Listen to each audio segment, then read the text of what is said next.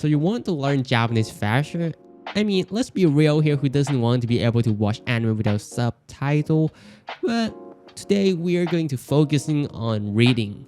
I got you guys a novel right here. Sure, it might look a little bit intimidating, but with Yomi-chan right here with you guys, everything is possible. So you can see that this work with novel and it's also work on YouTube. Let's see in this video here. Look perfect. And if you go on Twitter, oh man, I don't know what this is. Whole shift. Holy crap! I can read now. I can read Japanese, boy. And let me tell you, there's going to be moments when you are more confused than a chameleon in a bag of Skittles, flailing around like a fish out of water. You might even encounter some slang so baffling that Yomi-chan herself will throw in the towel and I'm loose. But don't worry, gamers, because we got our boy ChatGPT here. Now let me do this. Alright, here you can see is, you know, it's not that bad, and you can play with it too, like this. It's up to you if you want to be more creative or more funny, make it however you want.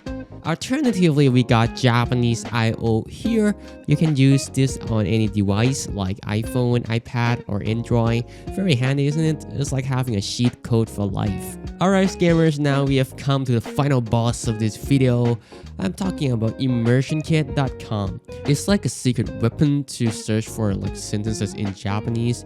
So if you paste a vocab here and search, then you can see there are a lot of sentences showing up here. And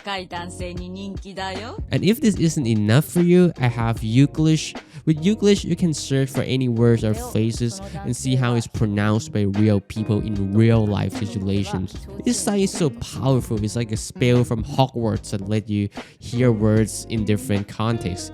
And that's all for today, ladies and gentlemen. Thank you for watching this video. I hope you found these tips helpful.